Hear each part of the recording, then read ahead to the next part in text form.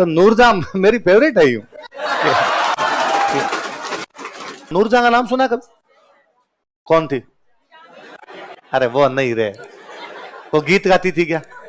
जहांगीर की पत्नी। आजादी के बाद हुई, आजादी के बाद। तो तुम्हारे साथ गंभीर लोचे हैं, तुम्हें कोई एक नाम रटवा दिया जाए तुम्हारे वही याद रहता है। आजादी के टाइम अपने भारत की बहुत बड़ी सिंगर थी नूरजहां। आजादी के बाद वो चली गई पाकिस्तान।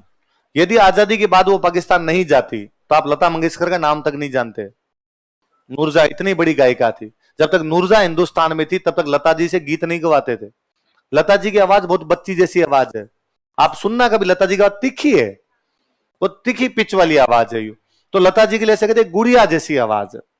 तो वो यूं जो होना चाहिए एक आवाज के अंदर फील जो होना चाहिए वो लता जी की आवाज में नहीं आता। और नूरजहां की आवाज थोड़ी मर्दाना थी, तो आदमी शाम को नूरजहां वाली आवाज सुने तो ज्यादा यूं ढंका फील होता था उसे। तो नूरजहां ज्यादा चला करती थी भारत में, और बड़ी सन की महिला थी। बाद जब पाकिस्तान बना तो पाकिस्तान चली गई। नॉर्मली ये होता है कि जो भी लोग गले का ज्यादा प्रयोग करते हैं वो कंठ का ध्यान रखते हैं। भाई मैं ठंडा पानी नहीं पीता, कोई दूसरी कोई ठंडी चीज तो अपने को लगता है आइसक्रीम खाने नहीं यार, क्लास लेनी है, गला नहीं खराब हो जाए। नूरजहां तो हर कोई सिंगर होते हैं वो भी ध्यान रखते हैं। नूरजहां हर गीत गाने से पहले बर्फ खाती, साबुत बर्फ, बर्फ लेके आइस लेके और मुंह में खाती। तो किसी ने पूछा मैडम बर्फ खाती हो इससे गला खराब नहीं हो? तो उसने कहा मेरा खुलता है, जहर जहर को मारता है। वैसे मेरा गला तभी ठीक होता है जब मैं ठंडी बर्फ खाती हूँ। बड़ी अजीब महिला थी। कई बार पाकिस्तान में कोई बंदा उसके पास गया, कहा मैडम हमारे एक फंक्शन है उसमें गीत गाना, कितने रुपए लोगे? उसने कहा मेरे मैनेजर से पूछ ले जाके कितने रुपए लगेंगे। ठीक है मैनेजर से पूछ लेता हूँ। वो जान लगा तो वापस वापस कितने लोग आएंगे कार्यक्रम में? तो मैडम बड़ा कार्यक्रम है 5-7 हजार लोग आएंगे। कि ठीक है पैसे तो मैनेजर जितना बताएगा उतना दे देना, थोड़े बहुत कम भी दे दे तो मेरे कोई फर्क नहीं पड़ता है, पर एक शर्त है मेरी, जो आगे आगे लोग बैठेंगे जहां तक मेरी नजरें पहुंचती है वो सारे हैंडसम होने चाहिए।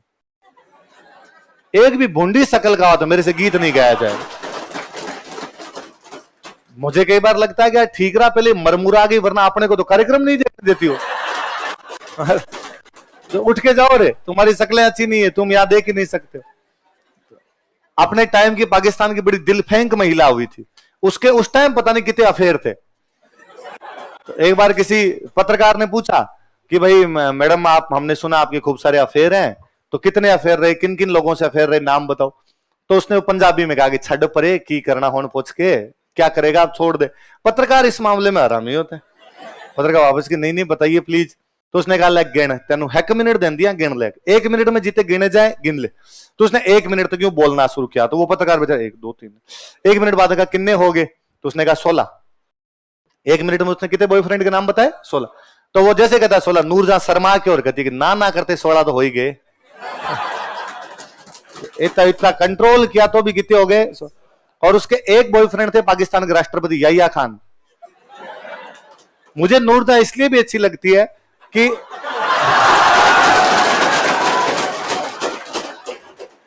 1971 वाला युद्ध है, 1971 में बांग्लादेश के अंदर हम लड़ रहे हैं, है ना। भारत पाकिस्तान के खिलाफ बांग्लादेश को आजाद करवाने के लिए लड़ रहा है, और पाकिस्तान की सेना को बेचारी को समझ नहीं आ रहा भाई भारत के खिलाफ लड़े हैं, सरेंडर करें, क्या नहीं करें। तो पाकिस्तान का इधर जो सेनापति था, जो कमांडर था, उसका नाम था नियाजी। क्या नाम था? जनरल नियाजी। तो जनरल नियाजी को कहा कि भाई क्या करना, आगे डिसीजन क्या लेना। तो जनरल नियाजी ने कहा राष्ट्रपति से पूछो, और राष्ट्रपति हुआ करते याहिया खान। और याहिया खान पहले खुद जनरल रह चुके थे, तो फौज का आदमी था। तो शाम को फोन करवाया उधर बांग्लादेश, ढाका से कराची फोन गया, इस्लामाबाद फोन करवाया उधर कि भाई पता करो, याहिया खान से पूछो कि भाई युद्ध जारी रखना है, सरेंडर करना है, क्या करना है। तो कहा साहब याहिया खान को डिस्टर्ब नहीं कर सकते। क्यों? तो अभी याहिया खान के पास मैडम आए हुए। मैडम यही थी। तो पाकिस्तान वालों को निर्देश ही नहीं मिला, कोई निर्देश नहीं मिला, तो पाकिस्तान सरेंडर कर गया। तो नियाजी ने बाद में सरेंडर कर दिया था। तो नियाजी ने जब पाकिस्तान में सरेंडर कर दिया था यहाँ पे भारत के साथ, 93,000 फौजी सरेंडर कर गए। दुनिया के इतिहास में ऐसी कभी घटना नहीं हुई कि इतने सारे फौजी एक साथ सरेंडर कर जाएंगे। 93,000 पाकिस्तान के फौजियों ने हाथ जोड़े, हथियार डाउन किया और कहा काली गाय है, दूध खाई, आइंदा से नहीं खाएंगे, आजाद छोड़ो। 93,000 का सरेंडर करवाया था हमने। अपनी तरफ से साइन करवाने के लिए गए थे जगजीत सिंह अरोड़ा। कौन गए थे? जग्गी अरोड़ा साइन करवाने गए, उधर से नियाजी साइन करता है।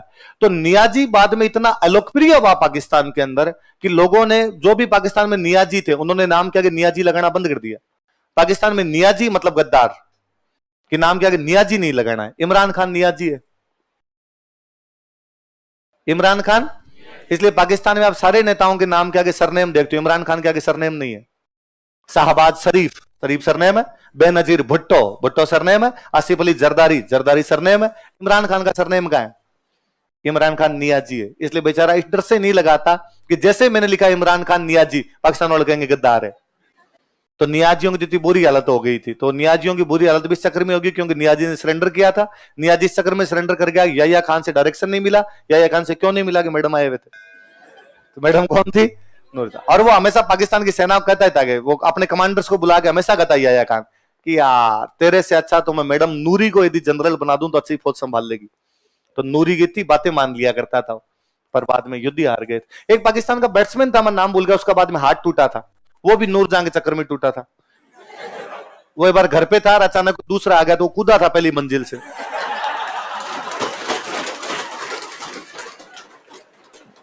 पाकिस्तान बहुत अच्छा बैट्समैन था, मतलब आगे खेलता तो खूब खा। तो नूरजहां मेरी फेवरेट है। यूं पाकिस्तान वालों के कई कांड कर गई है महिला, अपने को फायदा हुआ है भाई। अपनी जासूसी मान लो, आप ये मान लो कि भारत को फायदा पहुंचाने के लिए पाकिस्तान ने प्लांट की हुई थी। और मिस्त्री एक ऐसी प्रजाति है जिसको आप कितना भी समझा दो वो वही करता है जो उसको आता है ना। मतलब घरों में मैं देखता हूँ, गांव में जब मकान बनाते हैं तो आजकल थोड़े बहुत लोगों के पास पैसे आगे नक्शे वक्शे बनवा के ले आते हैं। मैप आर्किटेक्ट से बनवा के ले, आर्किटेक्ट बताता है ये सीढ़ियां ऊपर से इधर से जाएगी, ये किचन इधर रखना है, ये रखना है, ये रखना है। फिर मिस्त्री को पूरा समझाते हैं कि देखिए ये सीढ़ियां इधर से जानी चाहिए। तब वो बैठा बैठा तब भी कहता है ना ना ना ना ना, इधर से नहीं जाती, सीढ़ियां बाहर से जाती है। अरे नहीं, हमारे अंदर से जानी चाहिए। और आर्किटेक्ट ने समझाया, और ये इतने फीट की रसोई होनी चाहिए, ये इसके पास में बाथरूम होना चाहिए। वापस कहता है अरे साहब रसोई के पास बाथरूम कौन करवाता है? ऐसे थोड़ी होता, साफ सफाई भी तो चीज होती है। आप वापस कहते हो नहीं नहीं ये वाला बाथरूम, हॉल वाला बाथरूम यहीं देना है, यहीं पे। आप जाते हो, जाने के बाद मिस्त्री अपने सारे मजदूरों को कहता है कि 16 साल का एक्सपीरियंस है, ये सिखाएंगे। और मेरे को ऐसे कागजों की आवश्यकता नहीं है। अभी तो तू गुणिया फेंक दूं तो सूत इधर नहीं जाए। उसके पास एक वो होता है नापने वाला, है ना, गुणिया गुणिया बोलते हैं, तो उसको फेंकता है। वो वह सीध करनी है तो नापता नहीं है, गुणिया फेंकता है। इधर से इधर नहीं जाने दूं अभी तक। और ये कल के छोरे मुझे आगे सिखाएंगे क्या करना है क्या नहीं करना है। ये मुसलमान राजाओं के साथ ये बड़ी दिक्कत हुई। मुसलमान राजा किसी अपने उसको मिस्त्री को बुलाते और मिस्त्री बुला करते, देख भाई साहब ये बनाना, ये बनाना, ये बनाना, और पूरा ऐसा होना चाहिए। उसने कहा साहब ठीक। फिर वो अपनी पंचायती थोड़ी बहुत कर ही जाता। दिल्ली में एक सुल्तान हुआ गयासुद्दीन तुगलक। कौन सुल्तान हुआ? उस गयासुद्दीन तुगलक का मकबरा है। गयासुद्दीन तुगलक ने कहा पूरा मुसलमान तरीके से बनना चाहिए, एक भी तुम्हारे वाला आ गया देख लेना। उसने साहब चिंता मत करो, एकदम वैसा बनाऊंगा। तो नीचे बनाई गई एक झील। ये झील में मकान बनाना भी इस समय की मुस्लिम विशेषता थी। एक झील बनाई, उस झील में बनाया चबूतरा, झील के अंदर चबूतरा बना दिया। अब चबूतरे पे बनानी है बिल्डिंग, तो बाकायदा बिल्डिंग वैसे के वैसे, जैसे जो गेट बनाना है वो वैसा वैसा गेट बनाया गया। इसके ऊपर गुंबद खड़े करने हैं तो वैसा वैसे गुंबद खड़े किए गए। यहाँ पे साइड में मीनार खड़ी करनी, पूरा उसने जैसा बता के गया था वैसा वैसा किया। यहां जाते जाते बंदे के दिमाग में ही खुद की, उसने ऊपर जाके बनाया कलश, पानी का कलश होता है कलश। उसने ऊपर जाके बनाया आमलक, आम की तरह एक आकृति बनाया करते, इसको क्या बोलते हैं? ये दोनों हिंदू विशेषता थी। अब हम पढ़ते हैं कि गयासुद्दीन तुगलक का मकबरा ऐसा मकबरा है जिसमें हिंदू और मुस्लिम दोनों विशेषताएं दिखाई देती है, क्योंकि उसके शीर्ष भाग पर कलश तथा आमलक बना दिए गए थे। मुझे लगता है तुगलक ने तो आगे क्या होगा, अरे क्या किया रही, ये ऊपर क्या कर दिए, उठाओ हटाओ हटाओ हटाओ। उस मिस्त्री ने कहा सर एक मिनट पहले मजदूरों से पूछो अच्छे लग रहे हैं कि नहीं लग रहे हैं। और मजदूरों ने कहा साहब थू थू, ऐसे पहले हमने कभी नहीं बनाए, इतने अच्छे पहले कभी नहीं बने थे। कुछ चीजें आदमी इसलिए भी कर लेता है कि दूसरों को अच्छी लगती, आपको भले अच्छी लगे नहीं लगे। तो गयासुद्दीन तुगलक ने कहा अच्छा लग रहा है तो पड़े रहने दो आप। तो गयासुद्दीन तुगलक के मकबरे में हिंदू विशेषता भी आ गई। कौन सी आ गई? तो इंडो इस्लामिक में स्थापत्य कला की विशेषता का तो सबसे बड़ा कारण ही है कि या तो यहाँ की बिल्डिंग को तोड़ तोड़ के बनाया गया या यहाँ के मिस्त्रियों द्वारा बिल्डिंग बनाई गई, इसलिए उसमें इंडो विशेषता भी पाई जाती है। और कैसी पाई जाती है? इस्लाम।